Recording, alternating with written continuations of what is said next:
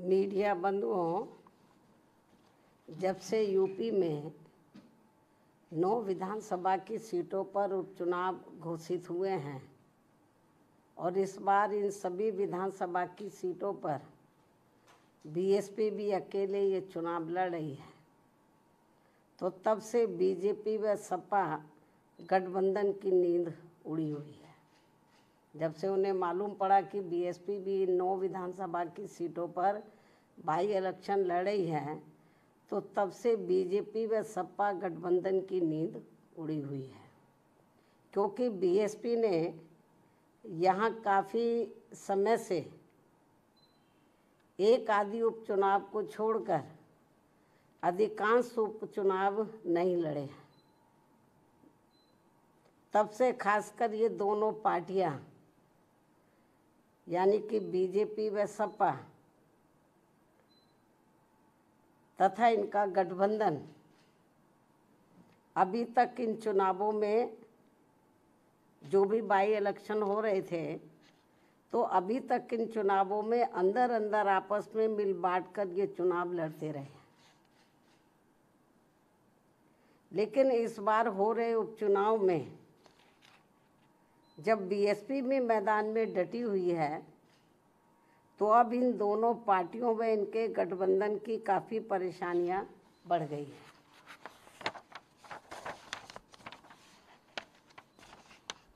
जिससे जनता का ध्यान बांटने के लिए अब बीजेपी बटेंगे तो कटेंगे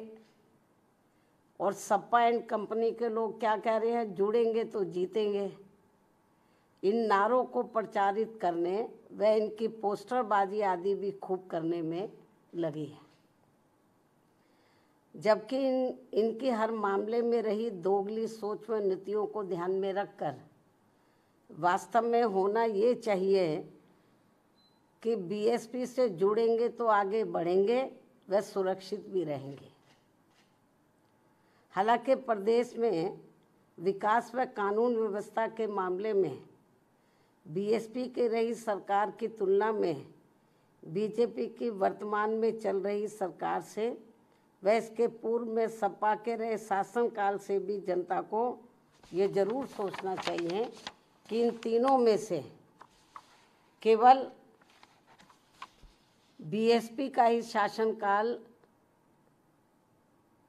काफ़ी बेहतरीन रहा है। ऐसे में इनको ये हवाई नारों, ऐसे में इनको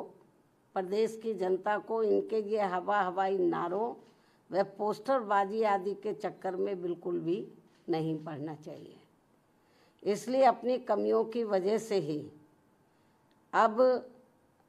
बीजेपी के लोग ये नारा लगाकर उपचुनाव में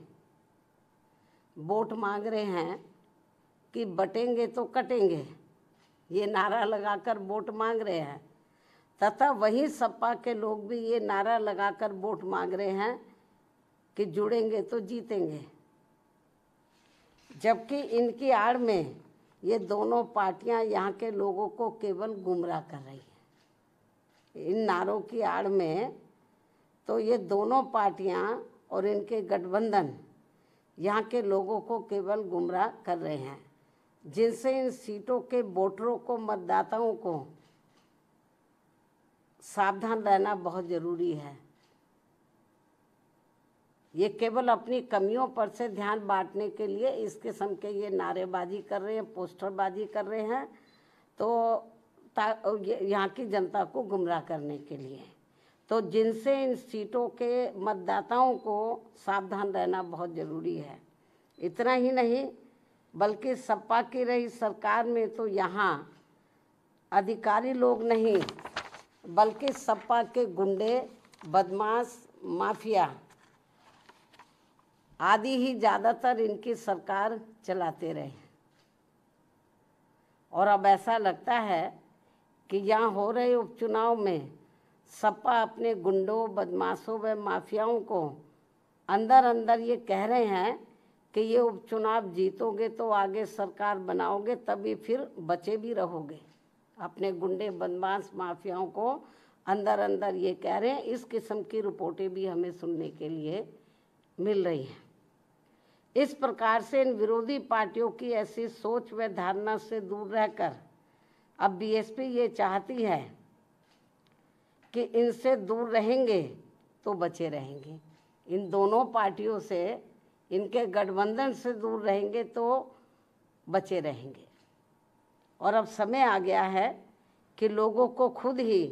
इन विरोधी पार्टियों के इस प्रकार के घिनौने, विषैले व संकीर्ण राजनीति के छलावों आदि से बचने के साथ ही इनके गुमराह करने वाले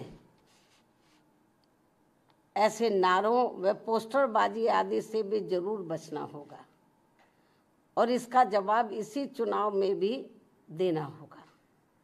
इसलिए यूपी में हो रहे विधानसभा चुनावों में आम लोगों के साथ ही खासकर यहाँ के वोटरों से ये विशेष अपील है कि वे इन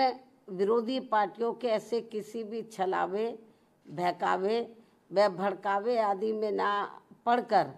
अपना व अपने परिवार के हित में तथा प्रदेश के भी हित में ऐसे सभी पार्टियों से दूर रहते हुए अपने वोट केवल बीएसपी उम्मीदवारों को ही दें, क्योंकि इसी में ही सबका हित निहित व सुरक्षित भी है। इसके अलावा आप लोगों को ये भी मालूम है, यूपी के उपचुनावों के साथ साथ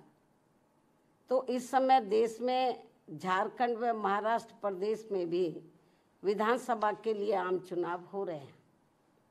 यहाँ भी हमारी पार्टी अकेले ही अपने बलबूते पर ये चुनाव लड़ेगी। और यहाँ खास ध्यान देने की बात यह है कि इन दोनों राज्यों के चुनावों में, झारखंड व महाराष्ट्र, इन दोनों राज्यों के चुनावों में बीजेपी व कांग्रेस का बना गठबंधन पूर्व में पहले जिन राज्यों में चुनाव हुए, जैसे कर्नाटक है, हिमाचल है, इससे पहले हरियाणा है, जिन राज्यों में भी चुनाव हुए हैं, तो इन दोनों राज्यों के चुनावों में जो अब इस समय झारखंड और महाराष्ट्र में हो रहे हैं, इन दोनों राज्यों के चुनावों में बीजेपी व कांग्रेस का बना गठबंधन पूर्व में, इससे पहले जिन राज्यों में चुनाव हुए वहाँ पूर्व में जारी किए गए अपने अपने चुनावी घोषणा पत्रों को लागू करने को लेकर, जो उस समय इन्होंने लागू किया था और किस्म किस्म के प्रलोभन दिए थे अपने चुनावी घोषणा पत्र में, उसको ये लागू तो कर नहीं पा रहे हैं। बहुत बुरा हाल है, क्योंकि कर्नाटक में काफ़ी कुछ गवर्नमेंट की पोजीशन ख़राब हो रही है, हिमाचल में भी हो रही है। हिमाचल में तो हालत ये ख़राब है वहाँ पे इतनी ज़्यादा गवर्नमेंट की कि वहाँ के सरकारी कर्मचारियों को वो वेतन तक भी नहीं दे पा रहे हैं। लेकिन चुनाव में इन्होंने बड़ी बड़ी गारंटी दे दी चुनावी घोषणा पत्र में। तो कहना मैं ये चाहती हूँ कि यहाँ खास ध्यान देने की बात यह है कि इन दोनों राज्यों के चुनावों में, यानी कि झारखंड और महाराष्ट्र में जो इस समय चुनाव हो रहा है, इन दोनों राज्यों के चुनावों में बीजेपी व कांग्रेस का बना गठबंधन तो पूर्व में जारी किए गए, इससे पूर्व में जिन राज्यों में चुनाव हुए वहाँ जारी किए गए अपने अपने चुनावी घोषणा पत्रों को लागू करने को लेकर इस समय अभी नया चुनावी घोषणा पत्र जारी नहीं किया है। इससे पहले जिन राज्यों में चुनाव हुए वहाँ इन्होंने चुनावी घोषणा पत्र जो जारी किए, तो पूर्व में जारी किए गए अपने अपने चुनावी घोषणा पत्र को लागू करने को लेकर एक दूसरे पर काफ़ी आरोप व प्रत्यारोप लगा रहे हैं। जबकि इस मामले में ये सभी पार्टियां एक ही थाली के चट्टे बट्टे हैं, जिनके बहकावे में इस बार यहाँ की जनता को कतई भी नहीं आना है। और अब तो इस मामले में कर्नाटक की कांग्रेसी सरकार के खुद ही इस पार्टी के राष्ट्रीय अध्यक्ष इस मामले की पोल भी खोल रहे हैं। और इस मामले में ऐसे सभी पार्टियों पर अब जनता को कतई भी विश्वास नहीं करना है। इतना ही नहीं, बल्कि पूरे देश में हर क्षेत्र में महिलाओं का उत्पीड़न होना अभी तक भी बंद नहीं हो पा रहा है। और इस मामले में अभी हाल ही में महाराष्ट्र में अरविंद सावंत द्वारा जिस प्रकार से वहाँ एक महिला के लिए अभद्र भाषा का इस्तेमाल किया गया है, उसे सरकार को हल्के में न लेकर, ये बहुत ही शर्मनाक है, अमानवीय है, निंदनीय है। जो उन्होंने अभद्र भाषा का इस्तेमाल किया है तो उसे सरकार को, वहाँ के सरकार को हल्के में न लेकर बल्कि अति गंभीरता से लेते हुए उसके विरुद्ध सख्त कानूनी कार्रवाई करनी चाहिए, जो ये बहुत ज़रूरी है। और ये ऐसा नहीं हुआ तो और लोगों के भी फिर मनोबल बढ़ जाएगा कि और भी बोलते जाओ और महिलाओं के बारे में, जो ये ठीक नहीं है। इन्हीं कुछ ज़रूरी बातों के साथ ही अब मैं अपनी पार्टी के लोगों से यूपी में 9 विधानसभा की सीटों पर